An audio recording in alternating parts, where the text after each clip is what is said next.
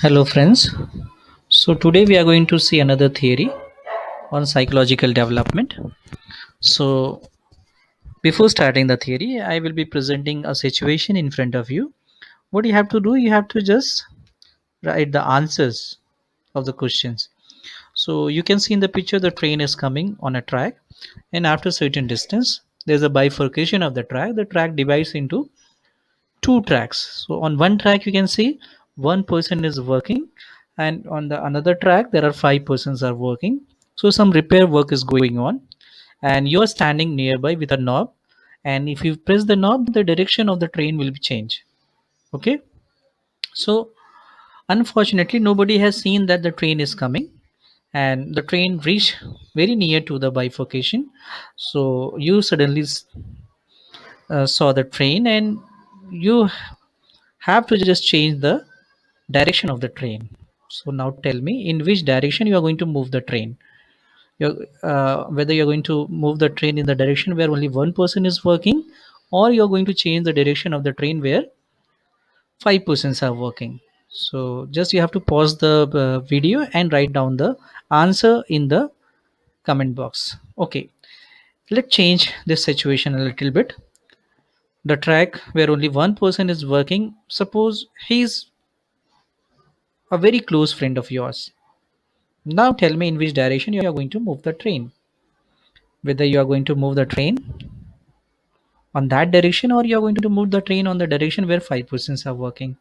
So now also you can just pause the video and write the answer in the comment box.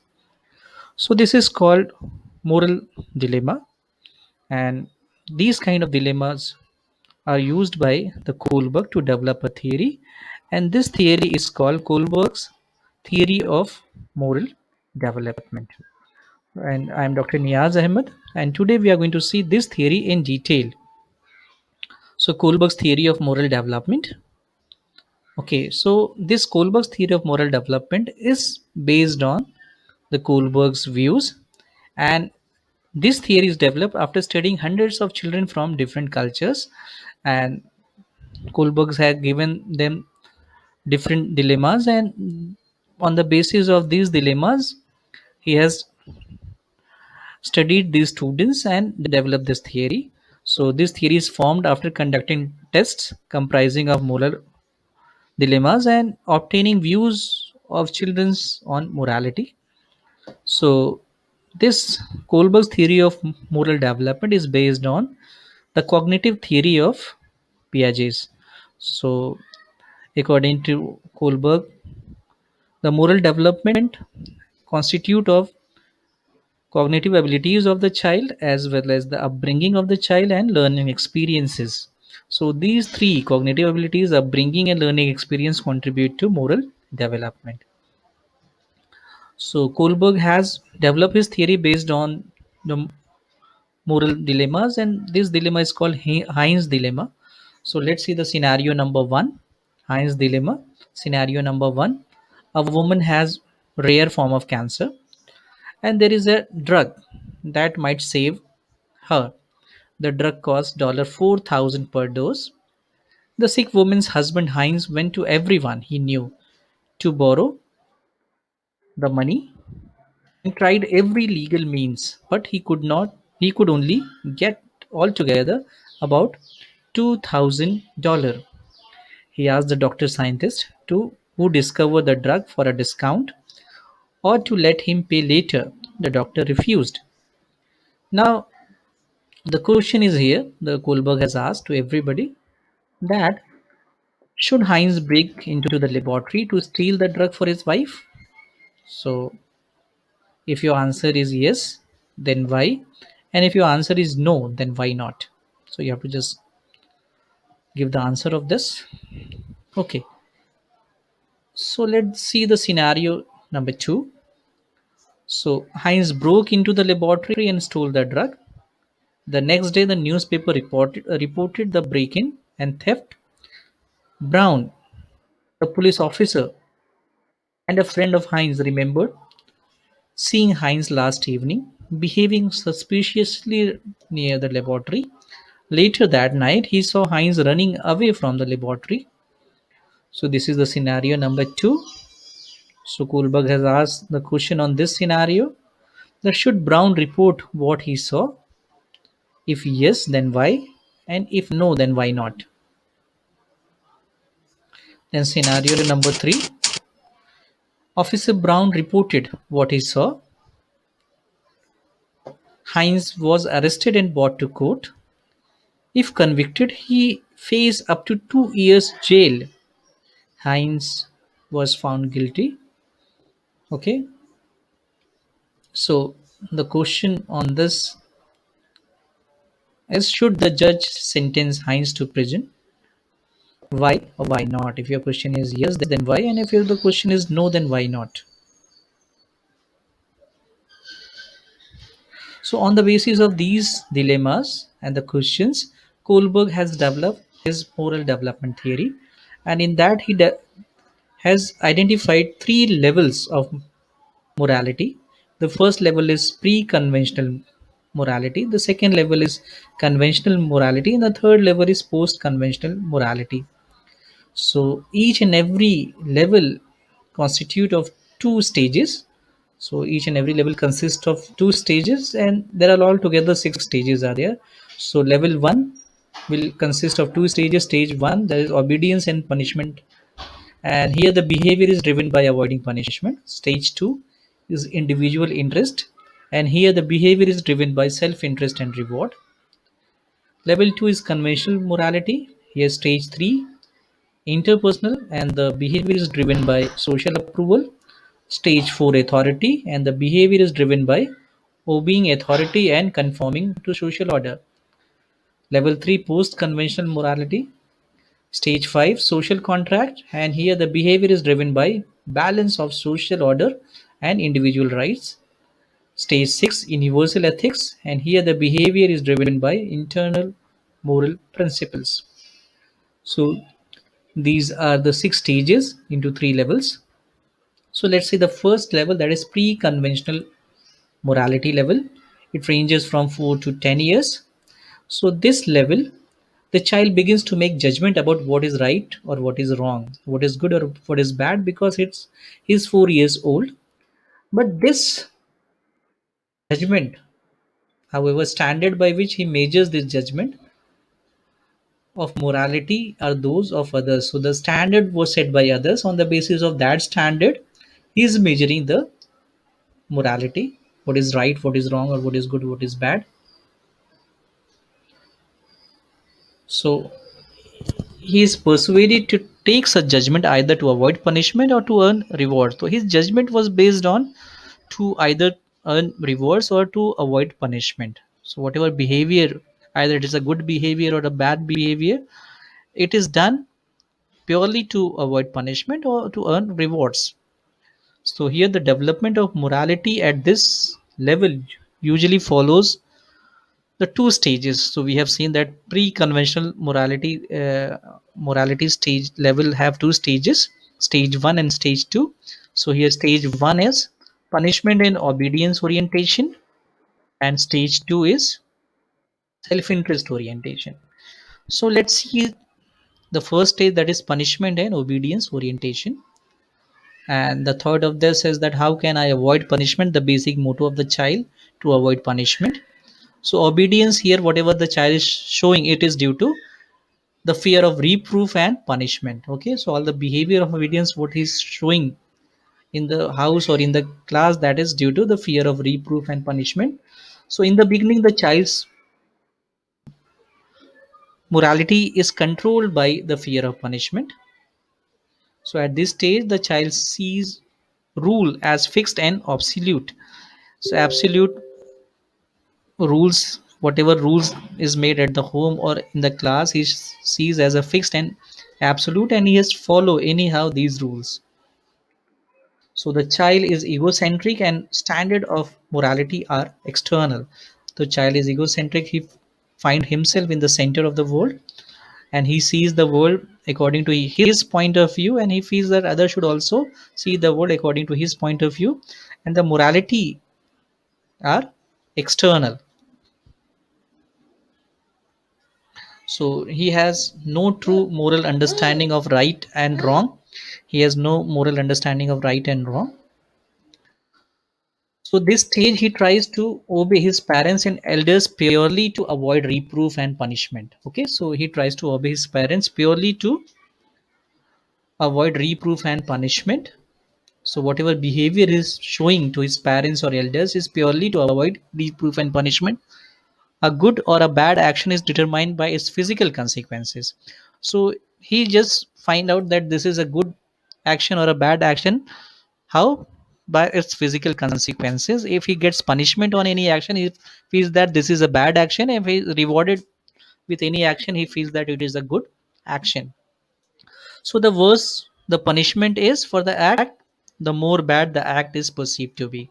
So the level of the act or the bad act is perceived by the worse the punishment nature of the punishment.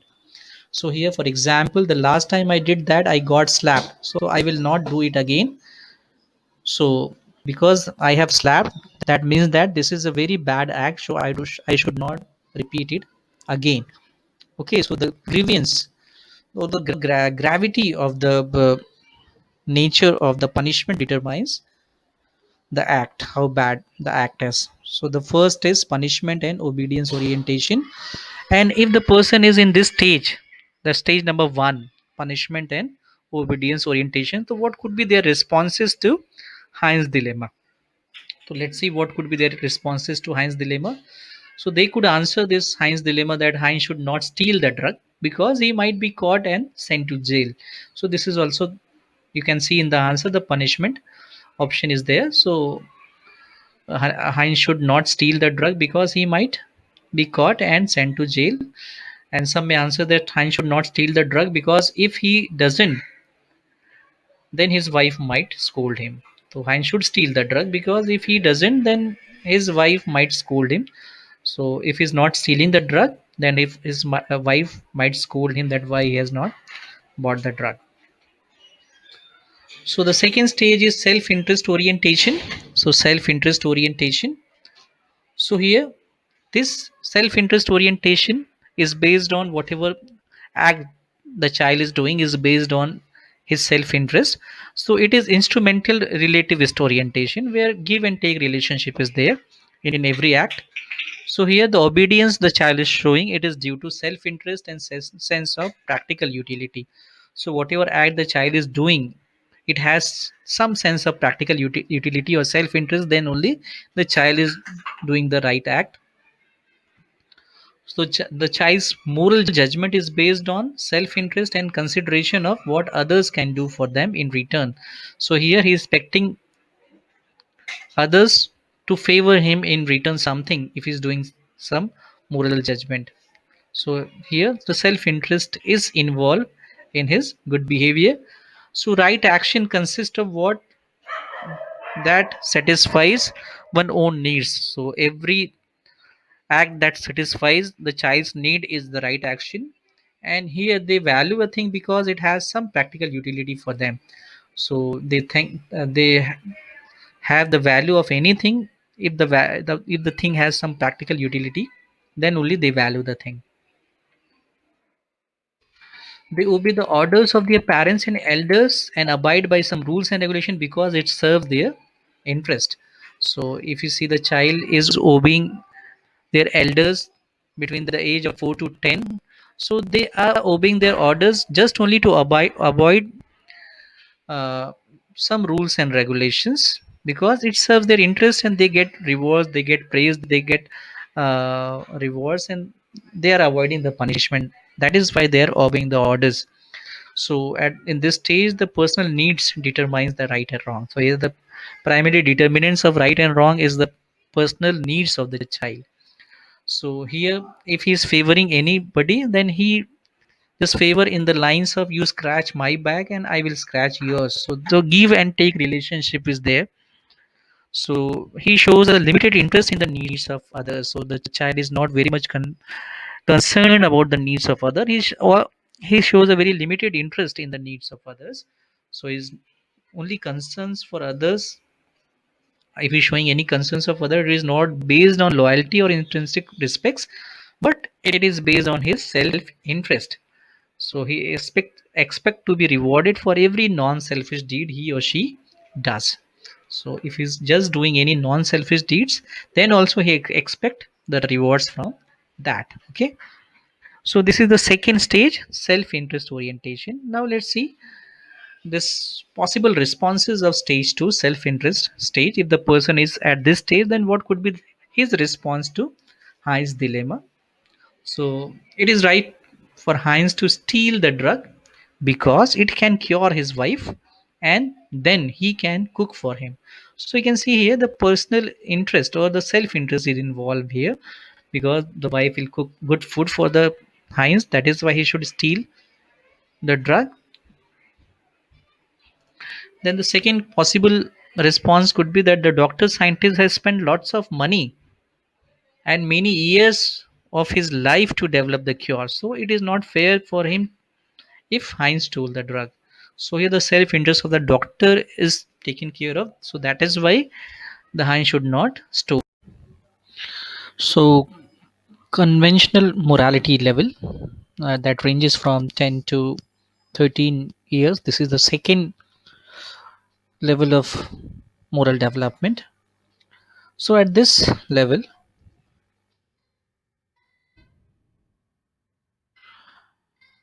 the child or the children's moral judgment is controlled by the likes and dislikes of others.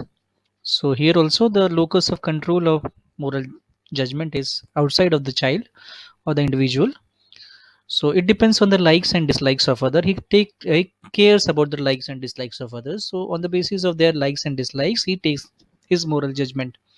So the convention, rules and regulations, and law and order systems maintained within the society. So he take cares about the convention, rules and regulations, and law and order system maintained within the society. So, for example, stealing and mercy killing would thus be judged wrong because it is considered wrong by the society at large and by the legal system. So, he considered this stealing and mercy killing as wrong. Why? Because it is considered wrong by the society at large and by the legal system. So, he follows that. So, he always try to fulfill social expectations, and fulfilling social expectations is perceived as intrinsically valuable. And this level also, the child identifies the authority, and this is also characterized by two stages. So stage number 3 is good boy good girl orientation, and stage number 4 is law and order orientation. So this conventional morality level, this also has two stages: good boy good girl orientation stage number 3, and law and order orientation stage number 4. So let's see stage number 3, good boy good girl orientation. Here the main thought is maintaining mutual relationship and working for social approval. So here the child's moral judgment at this level is based on the desire to obtain approval from others. So here the child wants the approval from others. His behavior is totally directed towards obtaining approvals from others. So here avoiding being disliked, the child always try to avoid the dislikes of other by being declared as a good boy or good girl. So he always try to be in the good books of the person he is dealing with. So for this purpose, he begins to judge the intention and likes of dislikes of other and act accordingly. So his basic intention is toward the like and dislikes of others, and he act accordingly to just gain the likes of others and considered himself as a good boy and good girl. So his morality is decided by what others want and think. So he does not decide himself what is right or wrong, but follows rules given by other. So what others feel good, he decide accordingly that thing as a right or wrong. He does not decide himself. His focused on living up to social expectations and rules. He always try to be meet the social expectations and rules. So one's behavior is determined by what pleases and is approved by others. So this is good boy, good girl orientation. So if the person is at this stage, that is stage number 3, what could be the possible response to Heinz dilemma of these kind of people? So they can answer here, yes, Heinz should steal the drug. He probably will go to jail for a short time for stealing, but his in-laws will think he is a good husband. So because he should be in the good books of his in-laws, that is why he should steal the drug. So here also good boy, good girl orientation is highlighted. Now in case of Brown, the police officer should report that he saw Heinz behaving suspiciously and running away from the laboratory because his boss will be pleased. So here also the Brown should will be in the good books of his boss. That is why he should report there. Then second answer could be that Brown should not report what he saw because his friend Heinz would be pleased. So because he's a close friend of Heinz, that is why to remain good books in the Heinz, he should not report. Then the judge should not sentence Heinz to jail for stealing the drug because he meant well. He stole it to cure his wife. So here also good boy. Heinz is a good boy in the eyes of the judge because he has done for the betterment of his wife. That is why he should not be jailed. Now stage number 4, law and order orientation. So here basically the authority and social order maintaining the child or the individual is involved in authority and social order maintaining. So here the obedience shown by the individual is for avoiding censor by higher authority and social order. So he always wants to live in the society, that is why he is just following the norms of the society and higher authority is following. So the children's moral judgment are governed by conventions as well as law of the social system. So the children now follow the rules and regulation of the society, and he take the decision about things being right or wrong with a view to avoid criticism by the elders, authorities, or the social system. So his all moral judgment is based on to avoid criticism by the elders or the authorities or the social system. So this is the stage number 4, law and order orientation. So if the person is at this stage, stage number 4, law and order orientation, so what could be the possible responses to Heinz dilemma of these kind of people? So they will say that as her husband, Heinz has a duty to save his wife or life, so he should steal the drug. But it is wrong to steal, so Heinz should be prepared to accept the penalty of breaking the law. So here also you can see the law and order orientation. So the judge should sentence Heinz to jail. Stealing is against the law. He should not make any exceptions even though Heinz's wife is dying.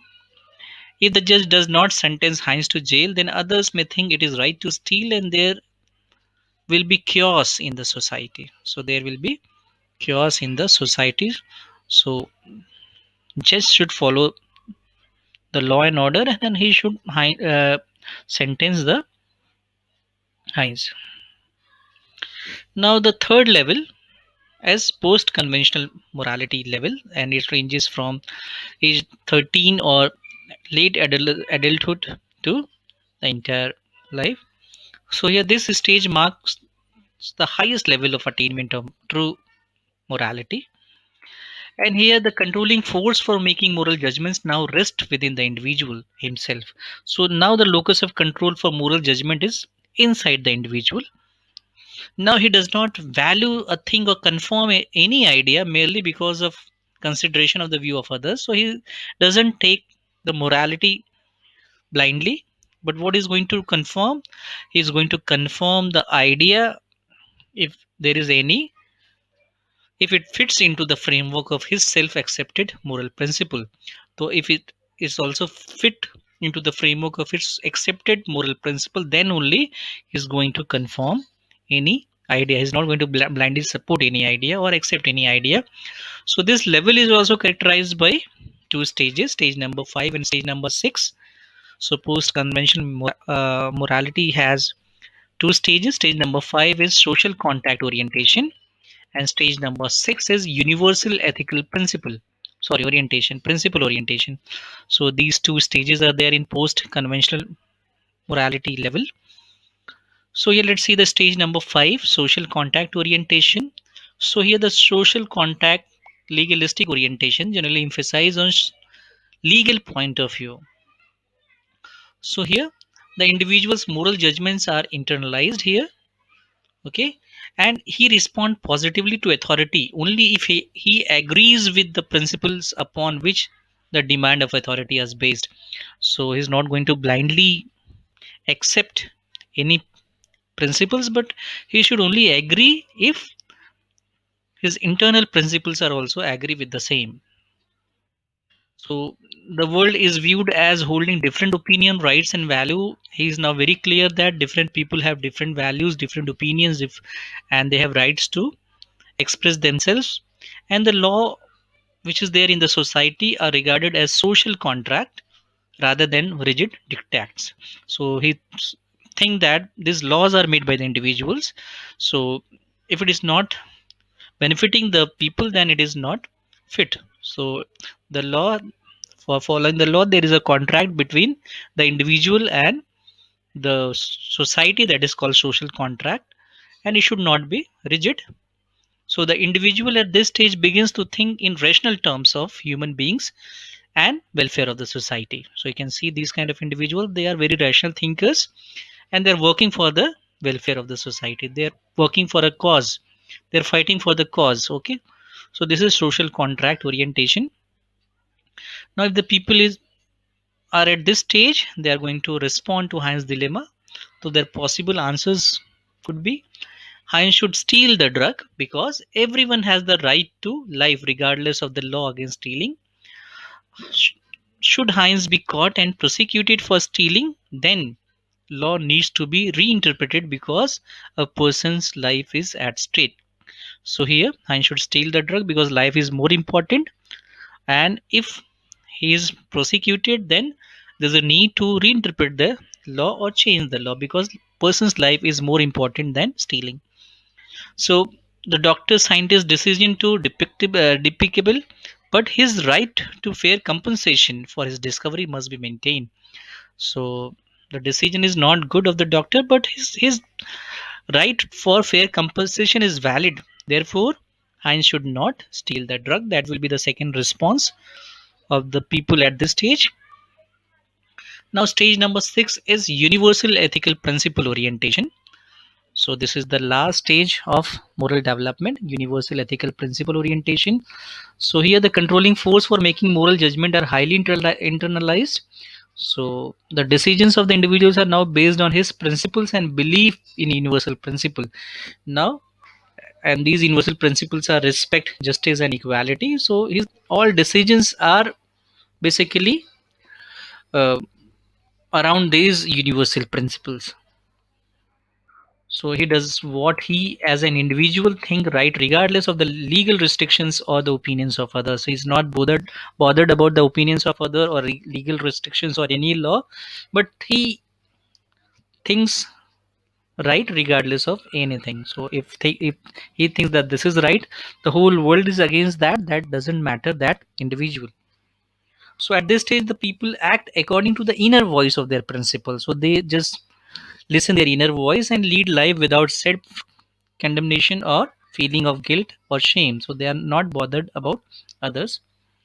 So here the possible responses of stage 6 to Heinz dilemma are: the Heinz should steal the drug to save his wife because preserving human life is a higher moral obligation than preserving property. So here the life is given importance over the property, so he should steal the drug without bothering about the law and order.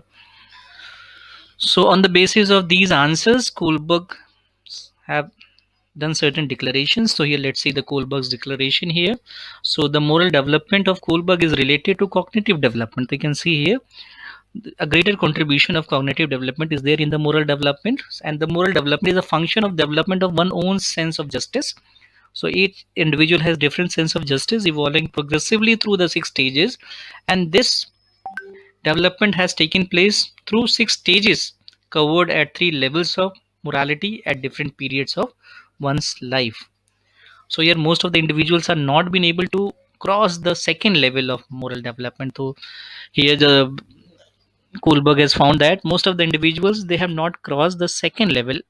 So they have not crossed and reached to the third level, that is post conventional morality. So here let's see the educational implication of this theory. So this theory can be used in the hidden curriculum, because moral development should take place in the schools, and they should reflect in the school and classroom rules. So the moral orientation should be there for teachers and school administrations, and that should be reflected in the text materials also. And the teacher who serve as a model of ethical or unethical behavior, those teachers should work like a role model in front of the students, and from there they can know what is ethical and what is unethical behavior. So this theory will help in character education also. So here every school should have explicit moral code that is clearly communicated to the students, and this will help in the character education. Then value clarification here. So this approach, students are encouraged to define their own value and understand the values of other. So first students are going to identify their values, and then they are going to define their own values and try to understand the value of others. Then cognitive moral development. So the students will learn the value like democracy, justice, as their moral reasoning develops. Okay, so like reasoning, they are going to develop this kind of concept also, this moral education also. Then service learning. So in the service learning, students might engage in tutoring, helping elderly people, working in a hospital, or assist in a daycare center. This promotes social relationship among the students, and this will help in developing of morality among the students. Then learning through inquiry. So Kohlberg emphasizes on Socratic dialogue method rather than dialectic instructions. He says that learning should be in the dialogue form, so where the question and answer should be there, and that will help in the moral development also. So these are some of the implications, educational implications of Kohlberg's theory of moral development. Thank you very much. So if you have just understood the concept and like the video, so don't forget to subscribe the channel and like the video. Thank you very much for patient hearing.